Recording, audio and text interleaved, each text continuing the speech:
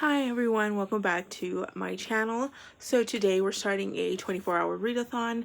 This is going to be one of those like fun ones where you have like a timer, and then when you're reading you start the timer, and when you stop reading for whatever reason you pause the timer. One of those. So it should be like straight 24 hours, give or take like a few seconds that it takes me to turn off the timer, which shouldn't be that long. But yes, so 24 hours. I am in the middle of 3 things, so those will be my priority first. The first book I'm currently in the middle of is an audiobook. It is the second book in the Veronica Speedwell series. I forgot what the title is of this one. The series kind of reminds me of that, what is it? Parasol Protectorate. I believe it's Victorian. Is it Victorian? Yeah, Victorian era.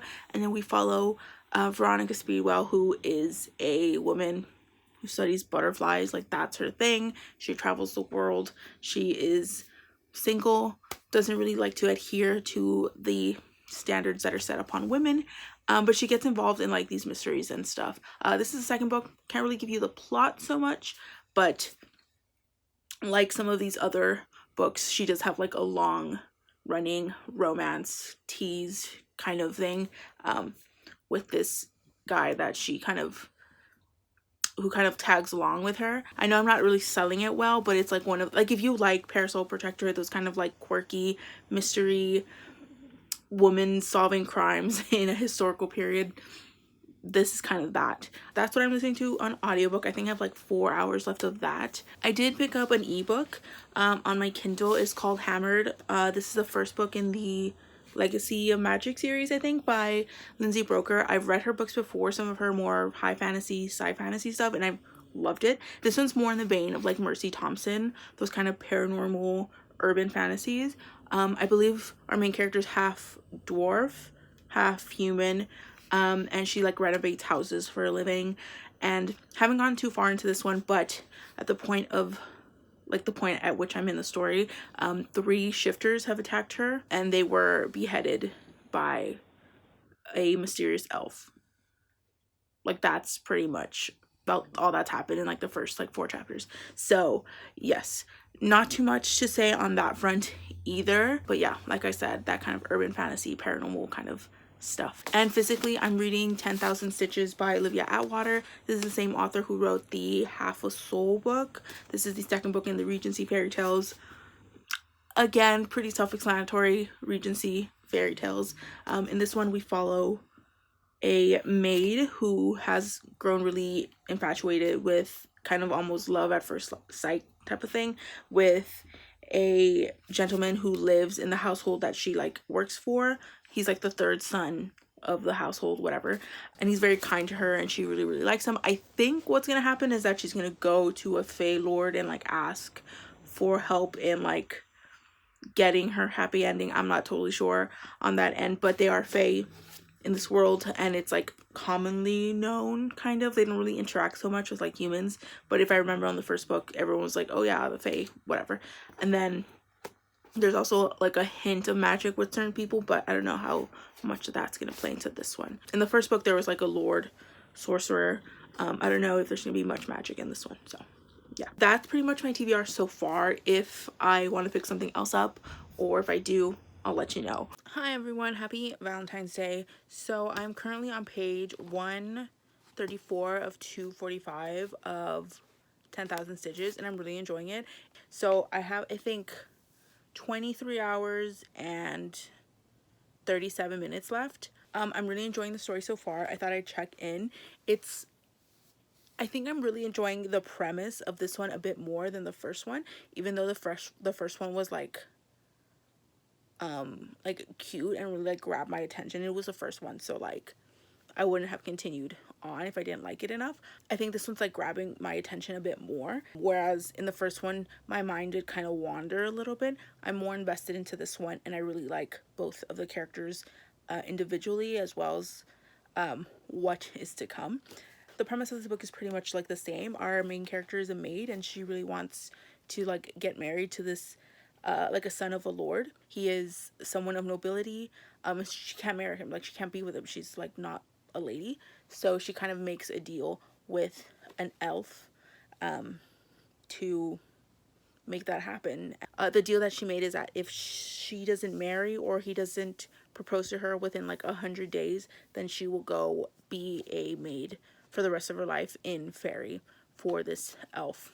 I won't give much more of the plot away than that, but it is like still a really great like atmosphere, very like quirky and like quaint, adorable type fantasy. So yeah, I'm really enjoying it so far. So yeah. Okay, so I finished 10,000 Stitches by Olivia Atwater, and I really enjoyed it. I think I like it more than the first one. I just really like the characters. I like the story more.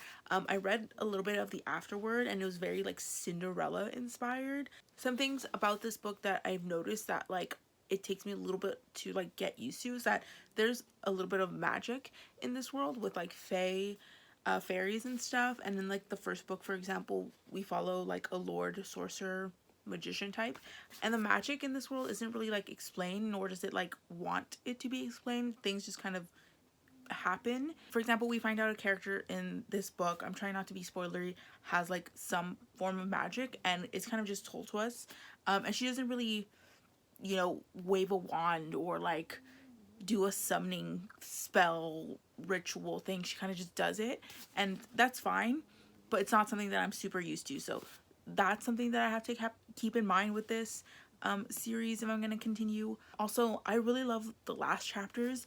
The majority of the book is kind of told third person kind of perspective, and it's very light and charming. But the last chapter of this book and the last book in the first book in the series have a kind of fairy tale vibe. Like if you've been reading like a book of fairy tales, that's kind of how it wraps up, and I also really like that. So yeah, I really enjoyed this. I don't know what rating I'm gonna give it. Maybe a 4. I think a 4 is a good rating. I've been using this old phone as a timer, so that's where I'm at with time. Still quite a bit left. I do want to obviously keep reading, but I want to break up fantasy. That's mostly what I've been reading, and I think what I'm gonna go with is a light sci-fi. I have the Thousandth Floor. Thousand is a theme. The Thousandth Floor by Katherin McGee. I've never read anything by this author, but this is kind of like near future Gossip Girl. Like they live in New York City, like teen drama type stuff. I'm not sure if there's anything like major happens, like a death or something, but these people live in like a building that's like 1,000 stories high.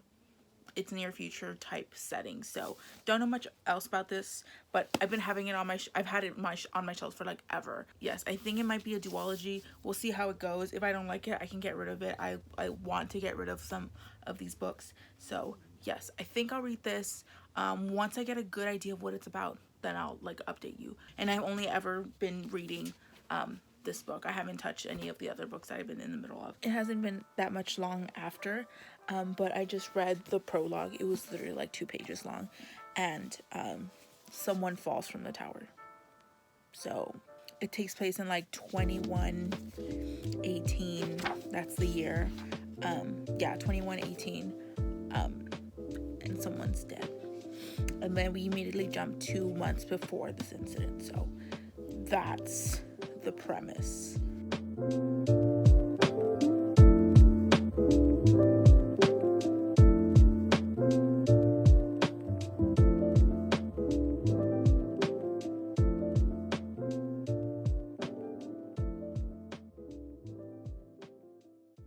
Hi, okay, so I just finished The Thousandth Floor by Katherin McGee. Everything that I said before still stands. I really enjoyed this for a multitude of reasons. For one, again, I'm not super picky when it comes to sci-fi quite yet because it's not something that I read enough of. I definitely want to fix that. Oh, let me show you the time. I have a little over 17 hours left, so I'm doing well on time. I really enjoyed this. It was really fun and it was very exciting. I think when I was reading this, I realized why I kind of like these YA mystery thrillers, though this wasn't really a thriller so much, but I think this helped me understand why I liked YA mystery thrillers, and that's because a lot of the time in those books you have these big reveals, but a lot of them are more like gossipy drama oriented as opposed to like a very traumatic thing in like an adult mystery thriller. Not that YA doesn't get into those deep topics, it definitely does, but a majority of the drama in this book, and I sometimes I also see in mystery thrillers, is that it's like cheating drama. Someone is secretly pretending to be one of like a one percenter, or someone lost all their wealth, you know, like drama, like telenovela stuff, you know what I'm saying? Like that's what was a lot of this book, obviously, but I also see that in like mystery thrillers, which I love. And like I said before, the first chapter, the prologue, you find out that someone has fallen from a tower, the 1000th floor tower. I think there's only like 3 in the entire world, and this one's in New York. I think there's supposed to be one in like China and then one in Brazil. We don't know who, we don't know why, but throughout the story you realize it could be any of these women that we meet. We meet wealthy girls, we meet girls who are part of the working class, and a ton of drama, mostly like, you know, drugs and partying and, you know, teen stuff. That's still really entertaining to read, but it's not super heavy, though. There's some topics that are introduced that are like, but for the most part very entertaining. So I'm gonna give this a 4, just because it was like really, really fun, and you definitely need to continue on with the story, or I mean, you don't have to, but there is more that comes from this. I think it's a trilogy actually, so yes. Really enjoyed that. So, oh, and the comp titles were pretty much correct. It is Gossip Girl, like set in the near future. There are some like sci-fi elements, like future-ish technology, but nothing super so complex that it'll like leave you scratching your head. There's no like maths or physics needing to be done. It's mostly like social media stuff, the normal futuristic stuff, nothing too intense. So I think now would be a good time to pick up Legends and Lattes by Travis Baldree. I think I'm gonna start on this one next. All right, I will talk to you later. So I did finish reading Legends and Lattes. It took me like 2.5 hours. Like, it was a really quick read, and pretty much every compliment that anyone has ever given this book is pretty like accurate. It is very adorable, it is low stakes, so if you want something like chill, and if you're kind of trying to recover from like a very tough read, I think this one is like a good kind of like let me relax in the moment type of read.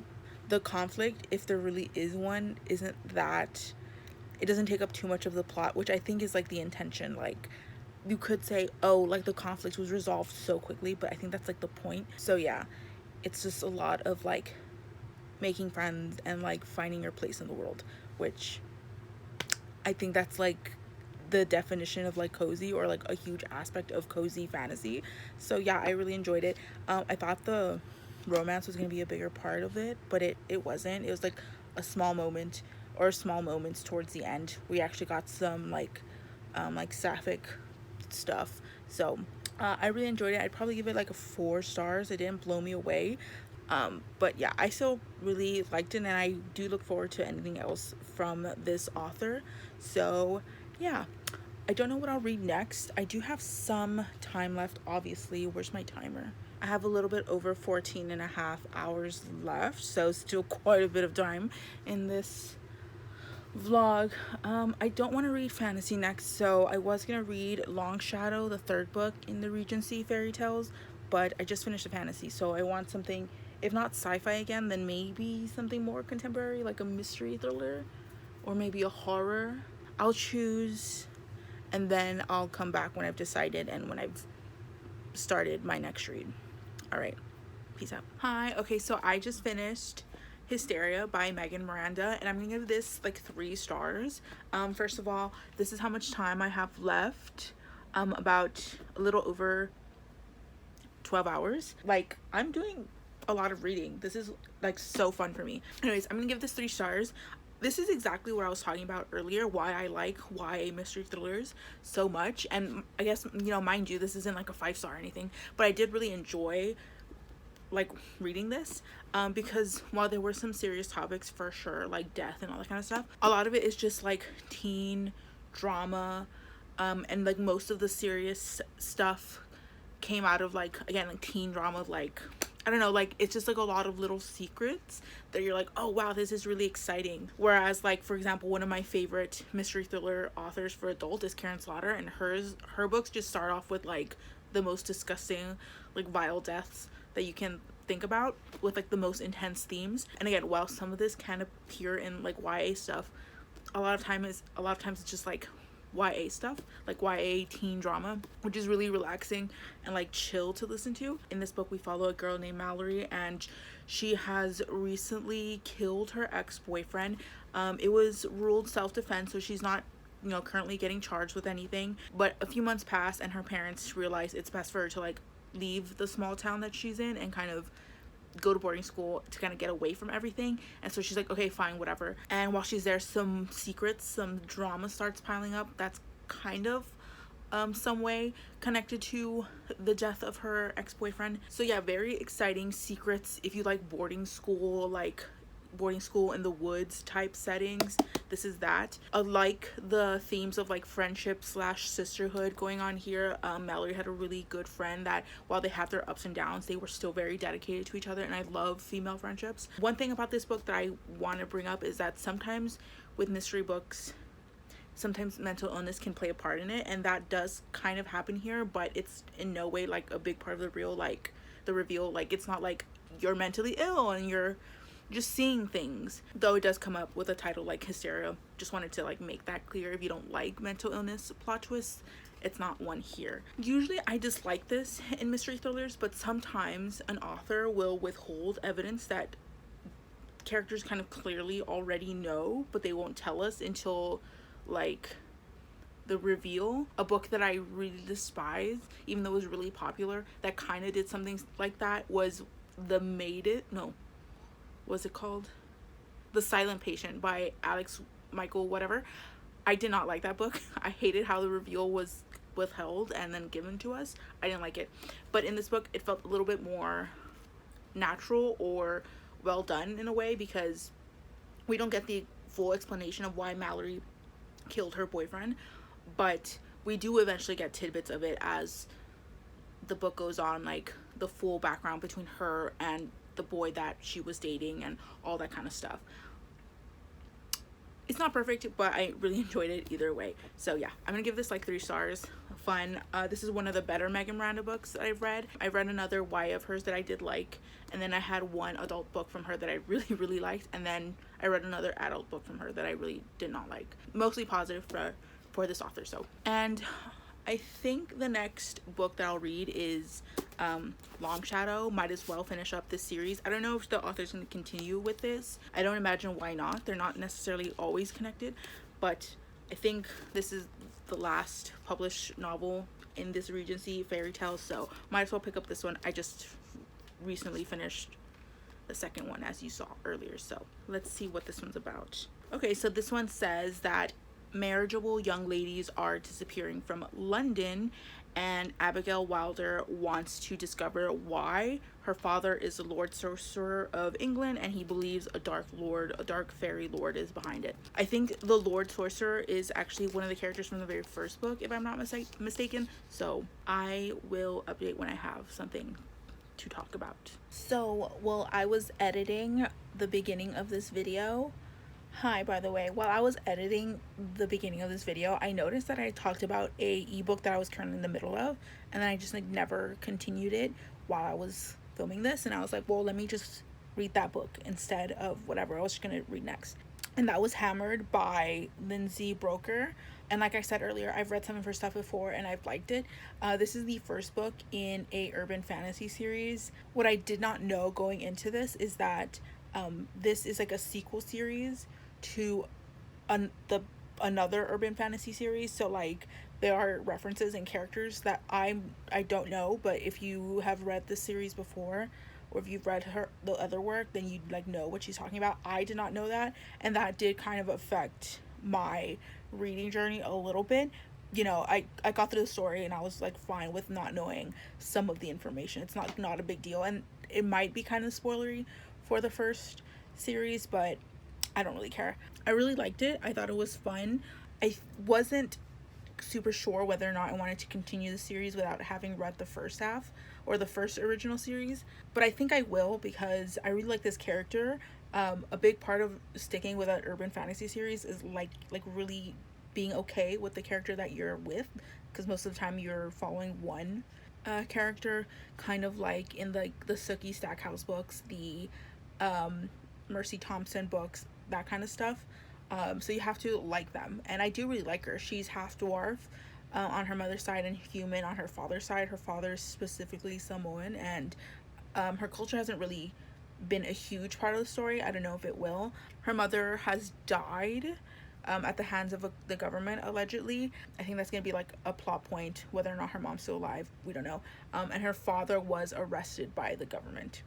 And she renovates houses for a living. Dwarves are still very like handy in this urban fantasy world, so she likes to renovate houses, and she's like really good at that.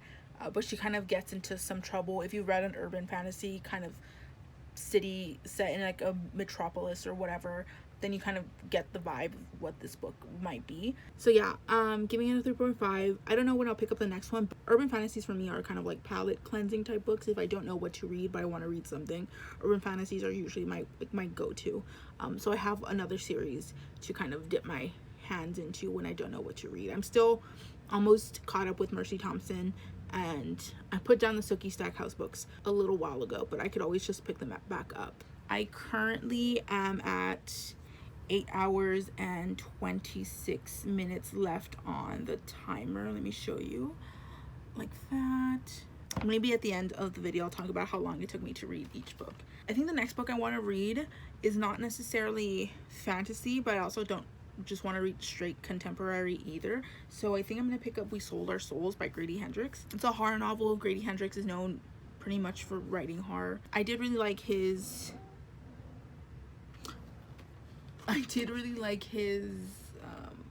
My Best Friend's Exorcism. I wasn't perfect. I had some problems with it, if I remember, but I did enjoy the majority of it. I will keep my eye out for more issues with this book. I've heard some critiques of his other works, and not saying that they're not valid or anything, but I want to read it myself as well. I was watching a TikTok video of someone talking about red flags in authors, and someone mentioned Grady Hendrix because he predominantly writes female main characters, which isn't a red flag for me unless he does it badly. That's the update for now, so I will hopefully finish this video soon. I do want to read the entire 24 hours. I have quite a few books done already, so I'm actually really pleased about that. Okay, excuse the look. It is currently it's almost like 2:45. It's almost 3 in the morning. I finished We Sold Our Souls by Grady Hendrix. I have about 5 hours and 7 minutes, 5 hours 8 minutes left. This book is probably the one of the most like thought-provoking ones for me. I think this is one of the ones that like I really put my head into, like the themes and the concepts that Grady Hendrix was putting into his into this book. Leaning somewhere between a 3.5 and a 4, because while I appreciate a lot of the content here, there are just some things that I can't really like wrap my mind around, and I'll explain what that is. But in this book we do follow a woman who was in a somewhat successful like road band for a few years with some of her friends, and like right before they got this really big opportunity, they kind of went separate ways, and her life's been absolutely crap since then. But the lead singer of this group went on to be like super famous. I assumed based off of the title what type of content we might come about. I thought, you know, demons, Satan, selling your souls, that whole like rock and roll myth of like crossroad deals, which is why like musicians die at a really young age, making deals with the devil, all that kind of stuff. Well, I don't believe in it. That's kind of the elements that I thought were going to be in this book, and they were to some degree. I hope that's not a spoiler. Definitely like one of like the biggest themes that I saw here that was the most prevalent for me particularly was the crushing weight of capitalism and having to give up something that you're so passionate about because of just a bunch of other crap that is like so suffocating to you that you can't ignore. That's the theme that got to me the most, but I'm sure other readers can pick up like other things or connect to other aspects of the book that I didn't. It is very gory in some parts. This is the second book by Grady Hendrix I've read, so he does tend to like do a little bit of body horror, people getting ripped apart, that kind of thing. So if that makes you uncomfortable, this might not be for you. There's also a lot of like lyrics and stuff in this book. Our main character is a musician, she writes music, that kind of thing, and from what I can tell from some of the discussions I've seen, this does seem to be a really passionate about like metal music in particular, which I've heard some, but it's like not my genre of choice. And there's one scene in this book where a lot of readers that I've seen talk about how it's a big reference to 1999 Woodstock, so this seems to be very much a love letter to rock, specifically metal music. So if that's something that you're interested in, you might appreciate this book much more than I did. Not that there's like, if you're not a metalhead, then you know you can still like this book even if you're not that much into that genre. Those are my general thoughts. I do want to get into some spoilery stuff that is kind of the reason why I am not giving this like a glowing 5 out of 5 star rating. Like I said, I'm between like a 3.5 and a 4, so it's not like I hate this book. I really enjoyed a lot of it, and I really do like the main character. I mentioned before how I've seen Grady Hendrix critique because he writes a lot of female characters. I haven't had a problem with a majority, or at least the 2 main characters that I've read from him, Chris, and I forgot the young girl's name from the Exorcism book, but I liked Chris, our main character here. I thought she was very driven, and I really like seeing that, so yeah. But now I do want to get into something a little bit more spoilery, so if you want to like skip over this if you don't want to get spoiled by anything, feel free to like go on to the next clip. But I'm gonna talk about some things about reveals and the ending that I kind of it leaves me wanting, I guess. So 2 things in this book that I thought were kind of lackluster was the big, I guess, reveal. I think it's kind of implied by the title, is that the lead singer who became incredibly successful from Chris's band, he made a deal with this entity called Black Iron Mountain, and what Black Iron Mountain asked for was a soul, his own soul, but the lead singer's like, I can give you my bandmate souls instead. And they make the deal, and he becomes super famous, and our characters lose their souls. That doesn't really seem to have like a big consequence though. The author kind of made it seem like, oh, you've lost your souls, which is why you're kind of emotionally stuck and you can't create, and haven't you noticed how shitty your life has been? That didn't really ring well for me. I didn't really quite see that consequence from any of the characters who have lost their souls. And on top of that, there really was no kind of exploration of what is Black Iron Mountain and the creatures that want these souls, because they're quite literally these beings, these monsters that come out of this hole in the ground, and they like eat people's souls, and it's very gory and it's very like creepy. I like that, but like I did not get much exposition there, and maybe it's because I come from like a fantasy background where a lot of stuff is explained because it's fantastical and I'm not familiar with every author's fantasy world. So I was expecting like, what is Black Iron Mountain? Like I assumed, oh, it's like hell, but there was even this like throwaway line that was like, we don't even know what it is, they just want souls, so I just gave them souls. And it's like, that doesn't fulfill it like anything for me. So I felt wanting there. And the second point that is a bit more spoilery, this kind of spoils the end, but before the band breaks up, our main character Chris kind of writes her like the best thing that she's ever written. She writes a majority of the songs. She's a very good guitarist. She writes this album called Troglodyte before the band breaks up, and this album ends up being like the weapon to fight against Black Iron Mountain's plan to take up like a ton more souls in this big epic battle guitar performance towards the end. The idea of playing this music that you put your entire soul into to defeat the bad guys, that's fine with me. I thought that was really cool and like epic, but again, I did not get much exposition in terms of like, how did our main character write this album? Where did she get the inspiration from this like epic album that's gonna save the day? Before she wrote the album, essentially before all this soul taking even happened. So was she inspired? I want to say maybe a higher power like gave it to her, but again, there's no actual like connection between Black Iron Mountain, this evil entity, and like Satan or heaven or hell or anything. Like, it's very much not connected to like the Christian understanding of like heaven and hell and demons and deals with the devil. Take that away from this, because that's not ever brought up. So where does she get this inspiration to like save the day? And she writes this before any of this stuff ever happens. She writes this before her soul gets taken, before a bunch of other people's souls get taken. I'm gonna assume that it was a higher power, or it came to her in a dream. I don't quite know. I kind of just have to go off my gut of how she wrote this amazing album to save the day. It all just kind of boils down to like, I need a bit more explaining of the fantastical speculative elements of the book. So that's why I'm giving it a lower rating. So I have about 5 hours left, so I think I can squeeze in a book and a half before this video ends, and I'm really pleased because I have, let's check, I have about 6 books finished now, which I think is pretty great for a video. So yes, let's see how much I can squeeze in now. That was a horror novel, which was pretty heavy in some parts, so I don't know what I'm gonna read next. I'm looking at my shelves.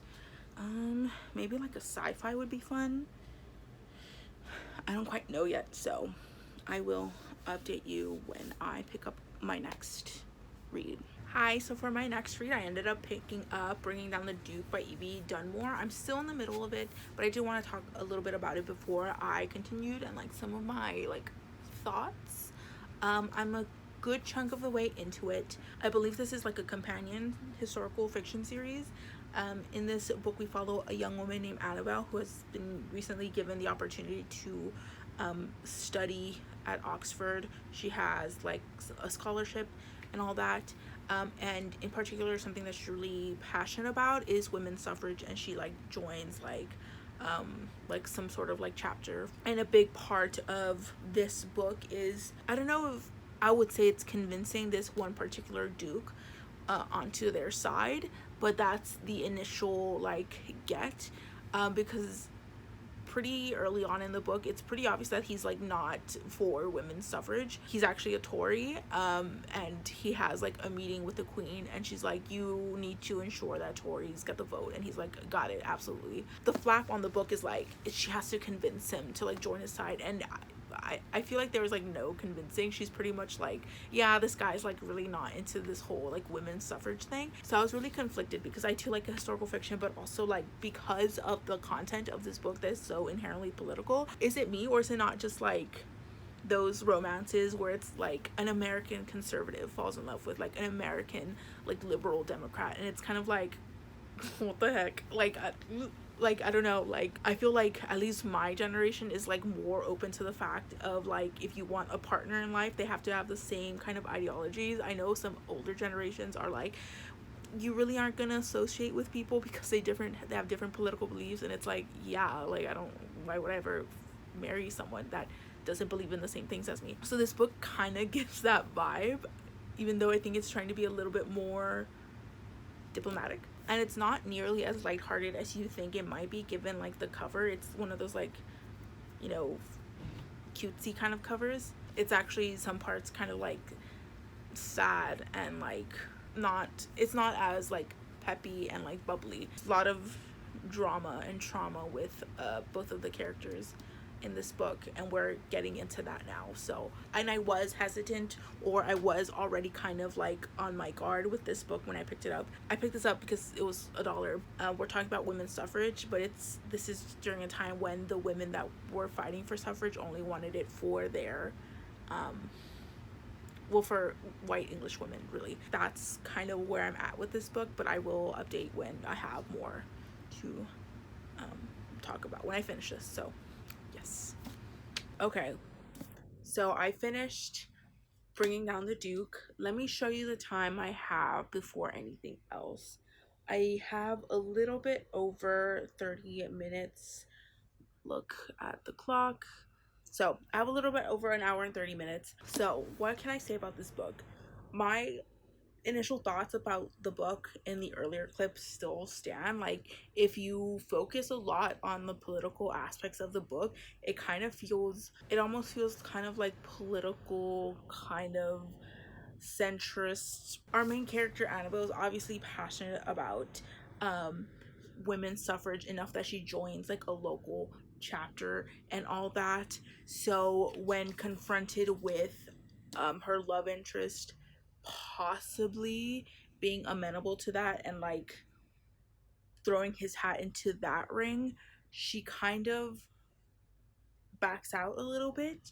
This is kind of spoilery, so if you want to skip on over, just know that I'm giving this book maybe like a 2.5, 3 stars, with some caveats. If you look at this as solely a romance, I think you might give it like 3 stars. If you really look into the political content, themes, angle of this book, you might give it lower. But as a romance, it's okay. It does have a happily ever after, as romances are supposed to have, but there are aspects of this I think the author did a pretty good job. I mean, good depending on how you look at it, balancing the plot, the women's suffrage plot line, and then the actual like romance plot line. She kind of 50-50'd it, and maybe I'm incorrect, but if you're doing a romance, you want to mostly focus on the romance and then you have that subplot. But this is like 50-50. So if you're like into both of these like stories, and how they kind of work into one as well as them as their own thing,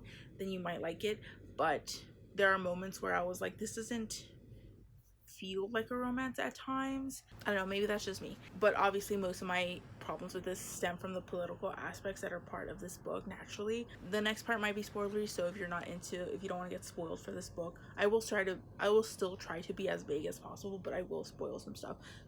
Skip on over if you don't want to listen to that. If our main character Annabelle is as passionate about women's suffrage as I would expect her to be, she does join a local chapter, she does go to like at least one rally, I would assume that she'd be a little bit more, I'm not like asking for like radical behavior or anything, but when her love interest does eventually kind of hint at supporting women's suffrage, she kind of backs up a little bit and she's like, but what about the scandal of it all? And it's like, maybe I'm expecting too much for her to just say fuck the scandal, who gives a shit about the scandal.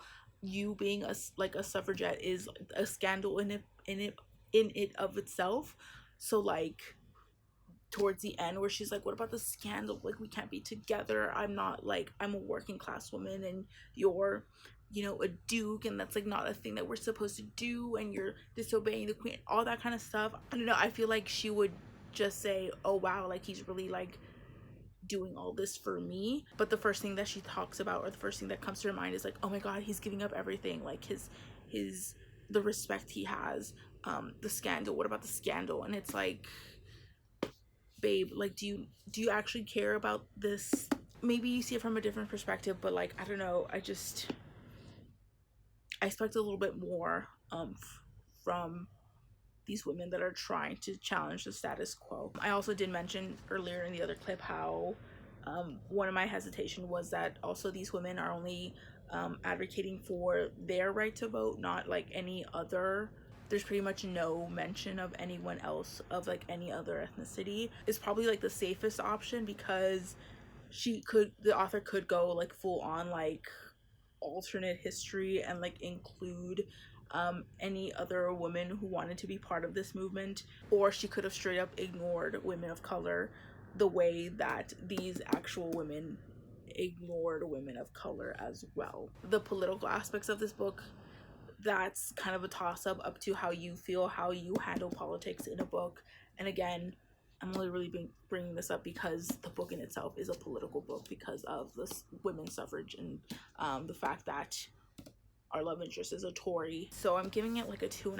I think the more that I think about it, it really depends on what aspect of the book that you're going to focus on. So I do have an hour and 30 left, and I was thinking maybe I could read a book that I could finish in an hour and 30, but that would feel like really rushed, and I don't want to do that either. Like, I want to have like a really good normal reading experience this entire 24 hours. So I'm gonna go on with my original plan, which was to read Longshadow. I know I talked about this like a few clips ago, but you know, the mood, forgot to read other books, whatever. So I will start this. I'll let you know how far I get into it. I don't think I'll finish this in an hour and 30 minutes. I will check in for the last time in the next clip probably, and then that will be the end of the vlog. So peace out. Okay, hi everyone. So I have finished my time has run out. I read a total of 112 pages from Longshadow. I'm pretty sure I already explained this book earlier in another clip, so you should know what this is about. I won't talk too much about this. I won't talk about it at all actually, because I haven't finished it, but I am enjoying it so far. And I think this one's gonna be sapphic, maybe, perhaps. I don't know how it's gonna end. That's the vibe I'm getting. I'm really pleased with this video. I read a total of 1 2 3 4 5 6 7 and we'll say 7 1/3 of a book. I think that's fantastic. I really like this. In theory, it did take me a little bit to get through. You haven't seen how much days this took. It took more than, well, certainly more than 1 day, certainly more than 2 and 3, but I did read a good chunk of books in the 24 like total hours. So let's quickly go through them. First was 10,000 Stitches, the second book in the Regency fairy tales series. I do remember liking this one more than the first one. I do recommend the series, you know, tentatively, if you like this kind of thing, if you like fae, if you like romance. It's not super heavy on the fantasy, but fantasy is a big part of this world. Kind of hard to explain, but just know that if you don't like heavy magic systems, this doesn't have that. This book took me 2 hours and 45 minutes to get through. After that, I picked up The Thousandth Floor by Katherin McGee. This book actually took me the longest to read, for 4 hours and like 6 minutes, again, give or take a few seconds. But I thought this was fun. I would like to read the other ones if they're available on my library. I think maybe listening to them on audiobook would be fun as well. After that, I picked up Legends and Lattes. This took me the shortest time to read at 2 hours and 29 minutes, which is not surprising. It's low fantasy. The trauma and like the climax of this isn't too long, so it's pretty easy to get through. I did really enjoy this. Didn't love it as much as other people, but still a very strong book that does exactly what you would think it does. Next, I picked up Hysteria by Miranda. This is going to be a book that I will get rid of because I read it. It's a mystery thriller. I don't usually hold on to mystery thrillers unless I really like them. A few of them on my shelves do have to go, so when I do an unhaul, this will probably be in it. It's still 3 stars. It's fine. You know, it's I don't hate it or anything, just I have no reason to keep it. After that, I picked up that ebook Hammered. I know I said I was in the middle of it, but I just started it from the beginning because I wasn't that much into it like page wise, so I continued. I started from the beginning. That one took me about 3 hours and 37 minutes. This one took me 2 hours and 34 minutes to read. I think I've decided that I will continue this series. It was fun. I really do like the main character, and that's what really motivates me to continue on with these urban fantasy, paranormal, urban series. I think I settled like at a 3.5 for Hammered, or maybe even a 4, just because it was really fun, and I'm really looking forward to the rest of the series. And then after that, I picked up We Sold Our Souls by Grady Hendrix. This one took me 3 hours and 16 minutes to read.